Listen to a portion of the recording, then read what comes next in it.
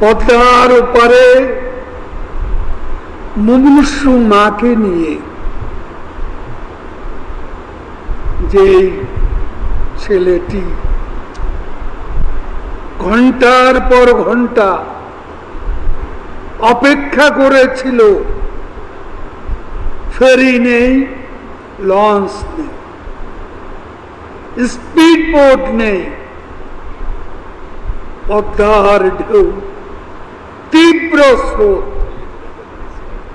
দিন যায়, রাত গড়ায়, সকাল আসে, ওই পদ্মা পারেই ঢলে পড়ে মা মৃত্যুর কোলে।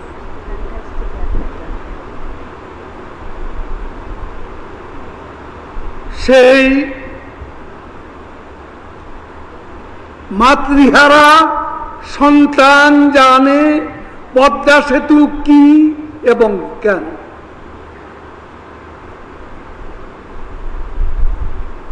লঞ্চ ডুবি মায়ের বুকে সেদিয়ে আছে শিশু, বাচ্চা, প্রবল স্রোত, স্রোতের টানে মায়ের আঁচল থেকে ভেসে গেল অবুঝ শিশু। সে সন্তান হারা মা জানে পদ্মা সেতু কি এবং কেন।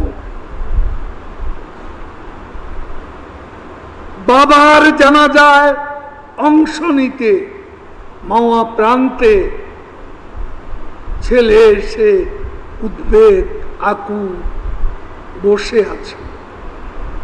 লঞ্চ নেই, ফেরি নেই, স্পিড বোট নেই। জানা যায় ছেলের অংশগ্রহণ হলো না।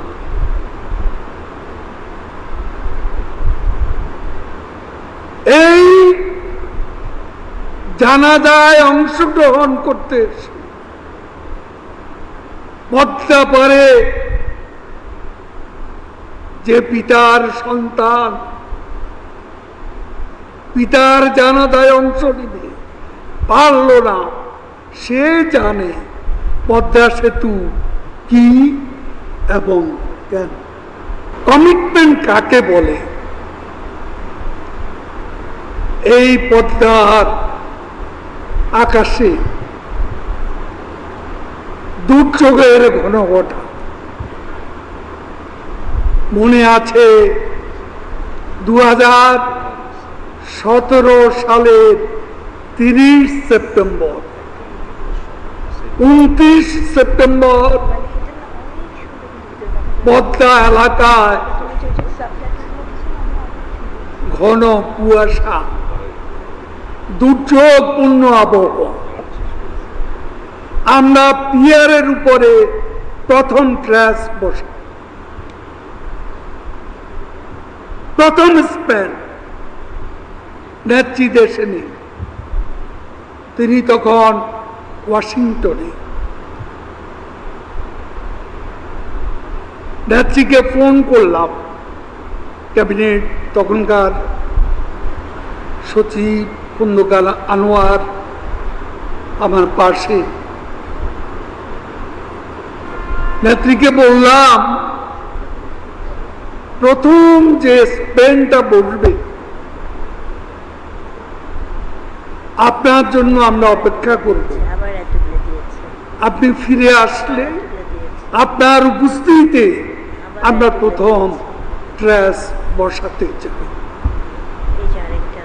তিনি সঙ্গে সঙ্গেই বললেন, তিনি তখন ওয়াশিংটনে ছোট্ট একটা মাইনর একটা অপারেশনের জন্য গেছেন। তিনি বললেন, আমার জন্য পদ্মা সেতুর কাজ 1 মিনিটও অপেক্ষা করা যাবে। This is our deep, passionate and abiding commitment. এই কমিটমেন্টেরই সোনালী ফসল আজকের এই পদ্মা সেতু।